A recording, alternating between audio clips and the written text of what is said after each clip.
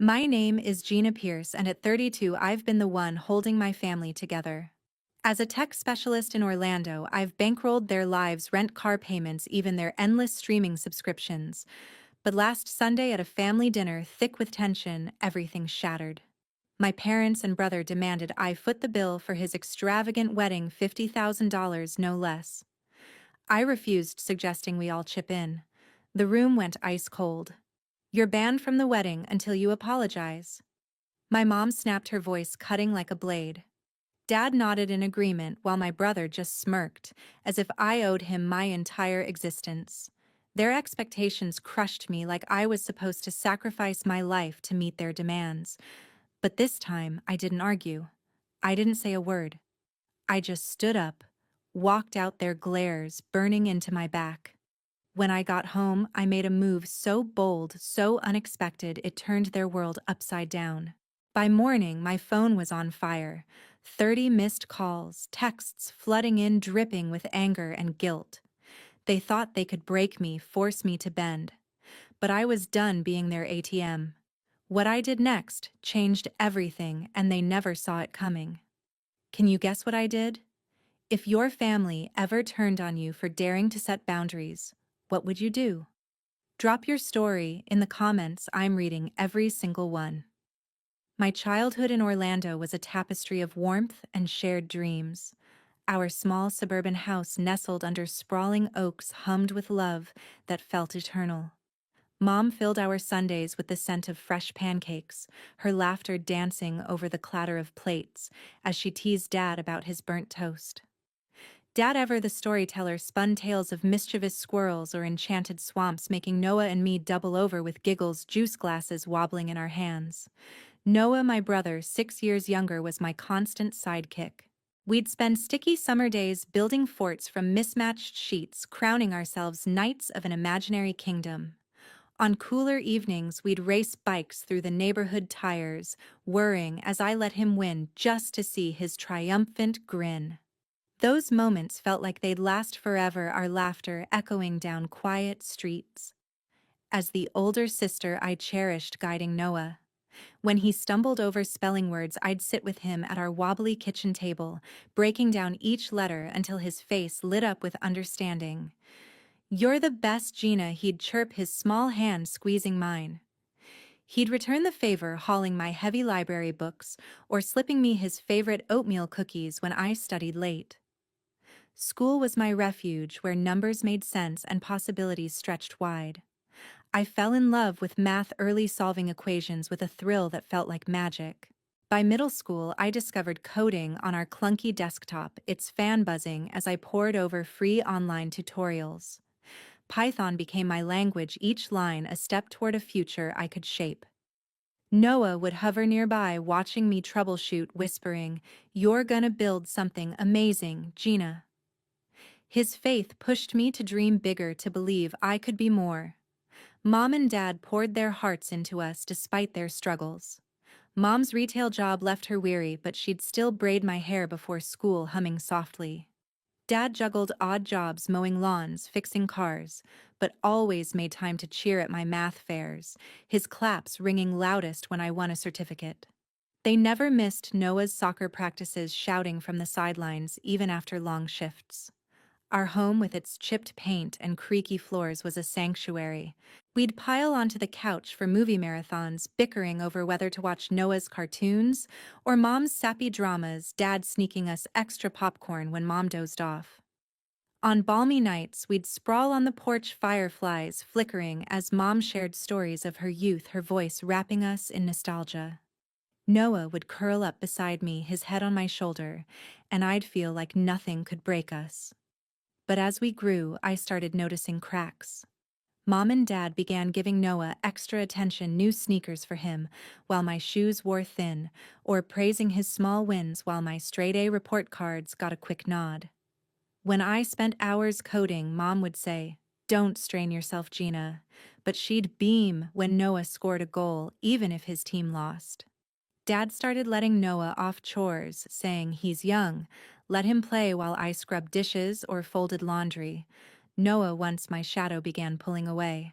He'd skip our bike races to hang with friends, and when I helped with his homework, he'd roll his eyes, muttering, "I've got it, Gina."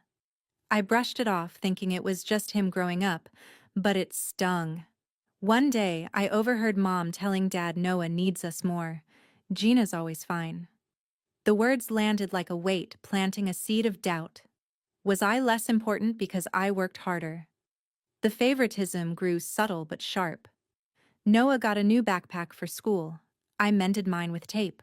When I won a coding contest, Dad said nice job but spent dinner raving about Noah's new skateboard trick. I still loved Noah, but our closeness frayed. He'd ditch our fort building to play video games, and I'd study alone, the house quieter without our shared laughter.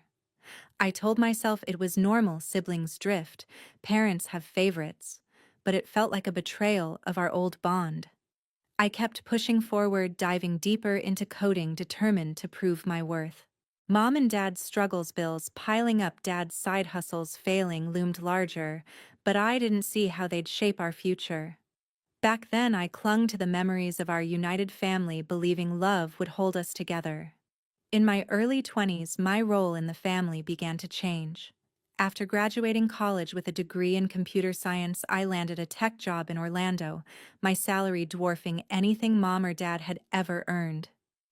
At first, it felt like a triumph, a chance to give back to the family that had cheered me on.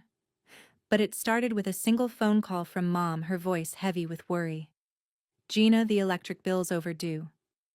Can you help just this once?" she asked. I sent $400 without hesitation, relieved to ease her stress.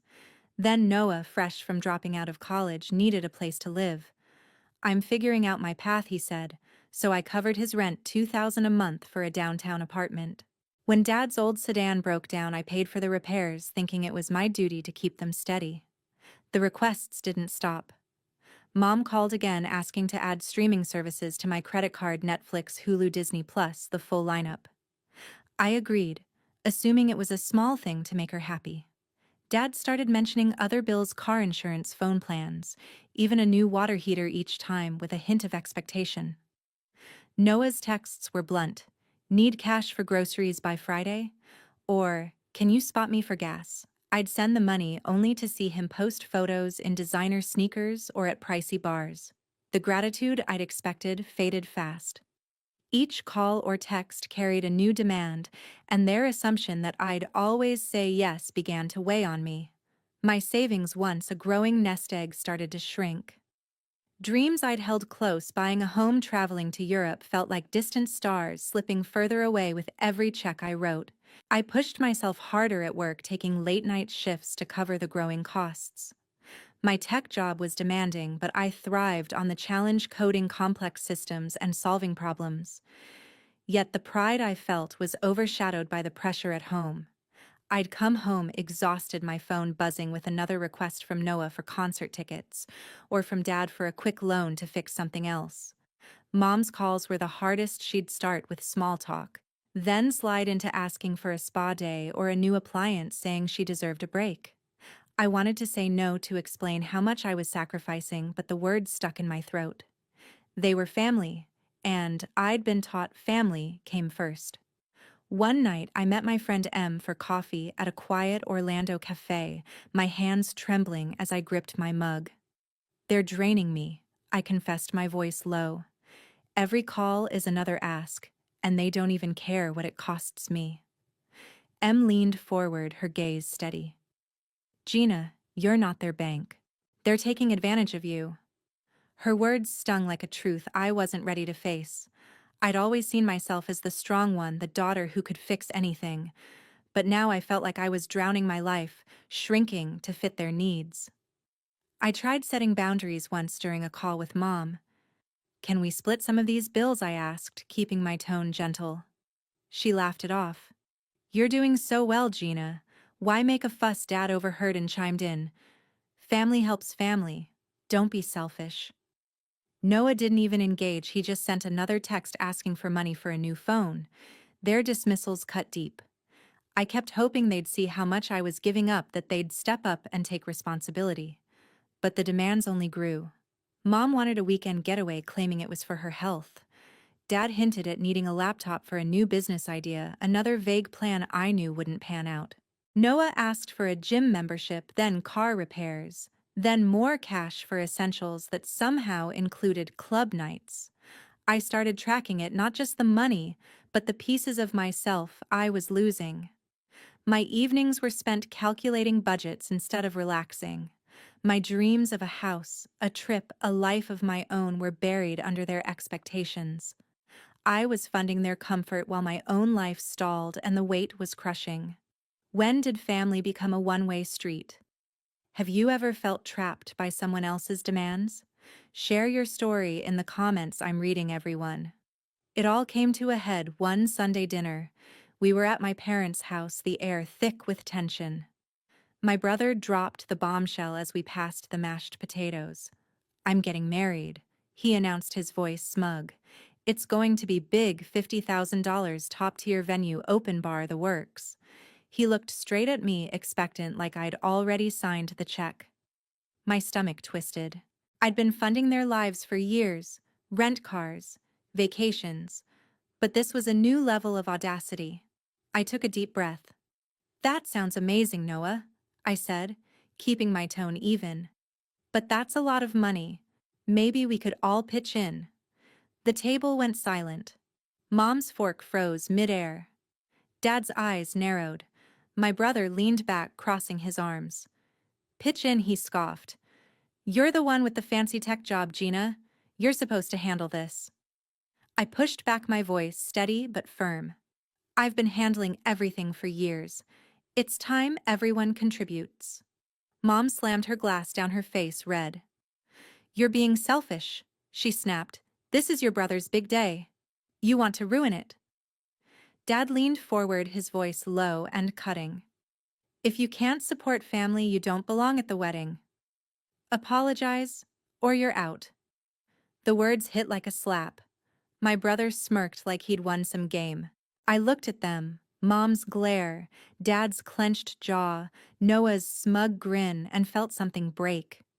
They weren't asking for help. They were demanding my life. I'd poured everything into them, and now they were shutting me out for daring to say no. I didn't yell. I didn't cry. I just stood up, my chair scraping the floor. "I'm not apologizing," I said, my voice cold. "You don't get to dictate my life." Mom gasped, muttering about disrespect. Dad pointed at the door, his voice booming. "Then you're not welcome here."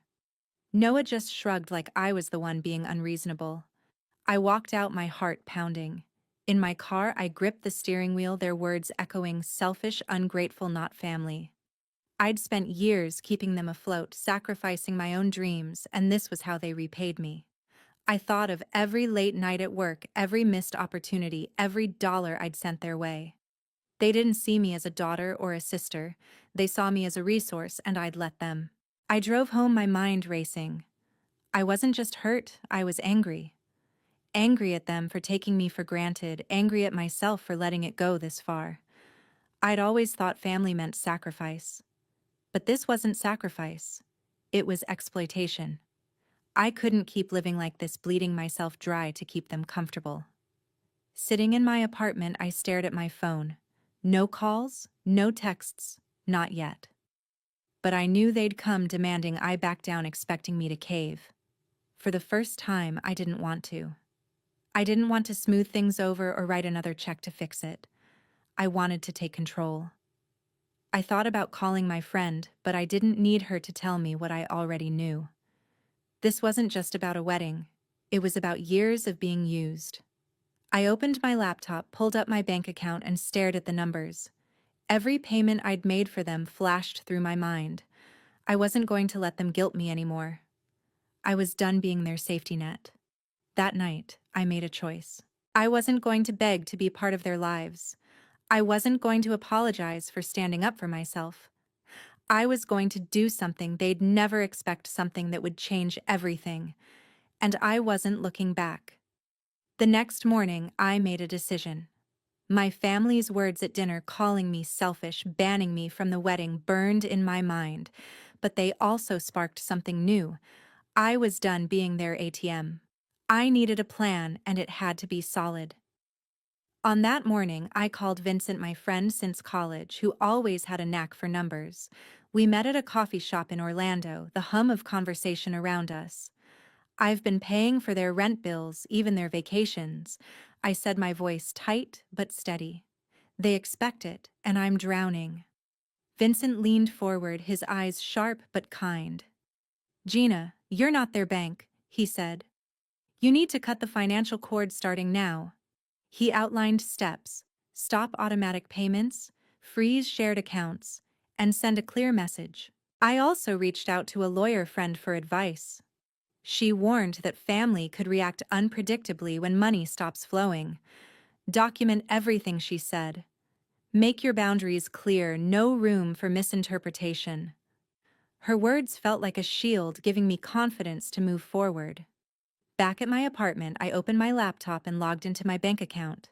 My hands trembled as I canceled the automatic payments for my brother's rent and my parents' utility bills. I accessed the credit card portal and froze the cards I'd given them for emergencies, cards they'd used for streaming subscriptions and shopping sprees. Each click lifted a weight, but my chest tightened with every step. What if they begged? What if they turned on me?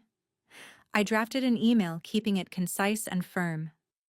"After years of supporting you, I can no longer cover your expenses," I wrote. "All payments and cards will stop in 1 month. Please make other arrangements." I addressed it to Mom, Dad, and my brother, my fingers pausing over the send button. I reread it, ensuring it was direct, but not harsh. Then I clicked send. My phone stayed quiet, but I knew a storm was brewing. That evening, I met Vincent again at the same coffee shop. "I did it," I said, stirring my drink. "I cut them off." He nodded, a small smile breaking through. "That took guts, Gina. How do you feel?" I searched for the right word. "Relieved," I said finally, "but scared. What if they can't cope?" Vincent shook his head. "They're adults. They'll figure it out or they won't. That's not your burden." His words grounded me, but doubt lingered. I'd spent years tying my worth to their comfort. Cutting that tie felt like freedom, but also like betraying everything I'd been taught about family. I kept picturing Mom's face when she read the email, Dad's anger, my brother's indifference. Would they call me ungrateful again? Would they show up at my door, back home? I double-checked my accounts, ensuring everything was locked down. Vincent had suggested a budget to rebuild my savings, and I started mapping it out. For the first time in years, I thought about my own dreams, a home of my own, maybe a trip somewhere new. It felt selfish, but also right. I wasn't abandoning them. I was choosing myself. Still, the fear gnawed at me. I'd been their safety net for so long. What would happen when it was gone? I pushed the thought aside, remembering the lawyer's advice: document everything. I saved a copy of the email, took screenshots of the canceled payments, and noted every action I'd taken. It felt methodical, like preparing for a battle, but it gave me clarity. I lay awake that night, my phone still silent. No texts, no calls, not yet. But I knew they'd see the email soon. I braced myself for their reaction, knowing it wouldn't be gentle. I'd crossed a line they never expected, and there was no turning back. The following day, my phone lit up. 30 missed calls. Mom, Dad, my brother, each one pulsing with rage. Their voicemails were a barrage of accusations. "How dare you cut us off? You're tearing this family apart." Texts poured in, sharp and demanding. "Fix this, Gina," my brother wrote. "You owe us." I didn't respond. I knew they'd come for me, and I was prepared. That evening, a knock rattled my apartment door. I opened it to find Mom, Dad, and my brother standing there, faces twisted with anger. Mom stormed in first, her voice piercing. "What's wrong with you?" she snapped. "You think you can just pull the plug and ruin our lives?" Dad crossed his arms, his stare icy. "This is betrayal, Gina. We raised you better." My brother leaned against the wall, smirking. "You're really gonna let me lose my place over this?" I stood firm, my heart pounding but my voice steady. "I've paid for your rent, your bills, your lifestyle for years," I said. "I'm done. You need to figure it out. Mom's jaw dropped like I'd struck her. You ungrateful child, she hissed. After everything we've done, you abandon us. Dad stepped closer, pointing. You're no daughter of mine if you keep this up. Before I could reply, my phone buzzed. It was Vincent calling from his office. I put him on speaker, hoping for a break from the tension. His voice was heavy. Gina. I dug into some things he said. Your parents took the money you gave them, years of it, and sank it into a real estate deal. It crashed. They lost everything. The room went still. Mom's face drained of color. Dad looked away, his jaw tight. My brother shifted, his smirk gone. I stared at them, my chest tightening. Is this true? I asked, my voice low. Mom stammered. We thought it would work out. Dad muttered. It was a sure thing. My brother stayed silent, eyes on the floor. All those years I thought I was keeping them afloat, covering necessities, helping them survive. But they'd been gambling with my money, chasing dreams they never shared with me. I felt sick, betrayed in a way I hadn't anticipated. You used me, I said, my voice shaking but firm. You took everything I gave and threw it away. Mom tried to cut in, her voice desperate. We didn't mean to hurt you, Gina. We just needed a win. Dad spoke softer now. We were going to pay you back. I shook my head, stopping them. You lied. You hid it because you knew I'd say no. My brother finally spoke, defensive. It's not like you were broke. You could have kept helping. I took a deep breath, steadying myself. This ends now, I said. I'm not your bank, and I'm not your safety net. You need to leave. Mom's eyes widened, tears forming. You're kicking us out, she whispered. Dad grabbed her arm, his voice hard again. Let's go. She's made her choice. My brother shot me a glare, muttering, You'll regret this. They walked out the door, slamming behind them. I sank onto my couch, my hands trembling. Vincent's call had ripped open their lies, but it didn't erase the pain. I'd given them everything, my time, my money, my future, and they'd used it without a thought. But standing up to them, saying those words, felt like reclaiming a piece of myself. I stared at my phone, the missed calls still glowing on the screen. I didn't call Vincent back. I didn't need to. The truth was out, and for the first time I saw my family for who they were. I wasn't sure what would happen next, but I knew I couldn't go back to being their lifeline. A week later, I heard updates through my friend. Vincent, still uneasy after revealing my family's failed investment, called me one afternoon. They had to sell the house, he said, his voice low. Couldn't keep up with the payments. The suburban Orlando home I'd grown up in, the one I'd helped sustain for years, was gone. My brother was working long shifts at a local coffee shop, barely making ends meet. Mom had taken a job as a retail clerk, ringing up purchases at a department store. Dad was scouring job boards, applying for office roles with no luck so far. None of them reached out to me, not to apologize, not to explain their choices. Instead, they took to social media. Mom posted a scathing Facebook rant, calling me selfish for abandoning them. After everything we did for Gina, she left us to sink. She wrote her words, dripping with resentment. Dad chimed in on Twitter, his post blunt. Some kids forget what family means. Their accusations spread quickly. Aunt Diane Ward, Mom's sister, amplified the posts, adding her own spin. Gina turned her back on blood. Neighbors and old acquaintances piled on their comments, flooding my notifications. How could you do this? Gina, one wrote. You're heartless, another declared. I sat at my desk, scrolling through the posts, my chest tight. I'd braced for backlash, but seeing my name smeared publicly stung more than I expected. They didn't mention their secret real estate gamble or the years I'd poured money into their lives. They crafted a narrative where I was the ungrateful daughter who walked away for no reason.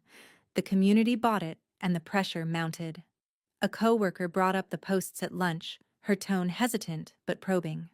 A neighbor slipped a note under my door suggesting I fix things with my family. I wanted to clap back to expose their lies, but Vincent's advice echoed, document, don't engage. I saved screenshots of every post, every comment, building a record in case I needed it. I wasn't going to sink to their level trading barbs online. Still, the weight of their words pressed down. I'd spent years tying my worth to their approval, and now they were shredding it in front of everyone. Vincent called again a week later, his voice tense. "They're still at it," he said. "Your mom's telling anyone who'll listen that you ruined them." I thanked him, my voice steady despite my shaking hands. I couldn't believe they'd rather vilify me than own their mistakes. They'd lost their home, their stability, but instead of facing their choices, they pointed fingers at me. I focused on my own life, keeping my distance. My savings were growing again, and I was browsing condos in Orlando, a dream I'd shelved for years. But the social media storm lingered like a shadow. Every ping on my phone made me flinch, expecting another attack. I muted Mom, Dad, and my brother's accounts, but Aunt Diane's posts kept surfacing, shared by mutual contacts. "Family comes first," she wrote, tagging me directly. "Shame on you, Gina." The community's judgment was relentless. A high school friend messaged asking why I'd betrayed my family. A local church group where Mom volunteered emailed about mending family bonds. My name was now gossip fodder in the town I'd called home forever. It felt like a siege, every accusation chipping away at my resolve. I leaned on Vincent and my close circle for support. They didn't need me to explain, they knew the truth. Still, guilt crept in during quiet moments. Had I been too harsh? Should I have eased them into it? But then I'd recall their endless demands, their hidden investment, the way they turned on me without hesitation. They weren't sorry, they were lashing out. I chose silence, letting their posts fade on their own. I wouldn't fight them online or beg for the community's approval. I'd made my stand, and I was learning to live with it even if it meant standing alone. 2 months later, I was living a life I never imagined. My money was finally mine. I signed the papers for a cozy condo in Orlando, a place I could call home. The mortgage payments felt like a vow to myself, a step toward a future I'd shelved for years. I opened a savings account, watching the balance climb, each dollar a piece of security I hadn't felt in ages. It wasn't just numbers, it was freedom. I took my first real vacation, a solo trip to New York City. Walking through Central Park, I felt light, the burden of my family's demands gone. Later, I flew to California, driving along the Pacific coast, the ocean breeze carrying a truth I could forge my own path. These weren't just trips, they were proof I could live for myself, not for their expectations. I severed all contact with Mom, Dad, and my brother. I blocked their numbers, unfollowed their accounts, and ignored stray messages from mutual contacts. It wasn't easy, each silence stung with loss, but it was necessary. They'd shown me who they were, and I wasn't returning to being their lifeline. Standing firm took strength, but every moment away from their grip made me stronger. Not everyone turned away. Uncle Gregory Riley, Dad's brother, called one evening. "You did right, Gina," he said, his voice warm and firm. Standing up to them took courage. Grandma Clara Pierce. Mom's mother sent a letter, her handwriting shaky but her words steady. "I'm proud you chose yourself," she wrote. Their support anchored me, a reminder that family could mean more than demands and letdowns. I drew on my own resilience to push forward. For years, I'd believed family meant giving everything, even at my own expense, but breaking free showed me my worth wasn't tied to what I gave them. Setting boundaries gave me space to rebuild, not as their provider, but as myself. I wasn't escaping my past, I was shaping my future. My job at the tech firm became more than a paycheck, it was a source of pride. I tackled new projects I'd once avoided, energized by the freedom to focus on my own goals. I joined a local hiking group, finding joy in weekends on Florida's trails. Each step felt like a claim, this life was mine. My savings grew, and I started dreaming of new trips, maybe Europe next. The possibilities stretched wide, unlike the years I'd spent chained to their needs. Looking back, I saw how much I'd sacrificed to keep my family afloat. Their demands, lies, and betrayal nearly broke me. But standing my ground brought a peace I didn't know I could have. I wasn't the villain they'd painted, and I didn't need their approval to know my worth. My strength carried me through building a life that was mine, not theirs. To anyone watching, my story holds a truth. Family isn't about draining yourself dry, it's about mutual respect. If you're caught in a cycle of demands, feeling you owe more than you can give, you're allowed to say no. You're allowed to choose yourself. It's hard, and it might hurt, but your value isn't what others take from you. Put yourself first, and the rest will follow. What do you think? Have you ever set a boundary like this? Share your story in the comment.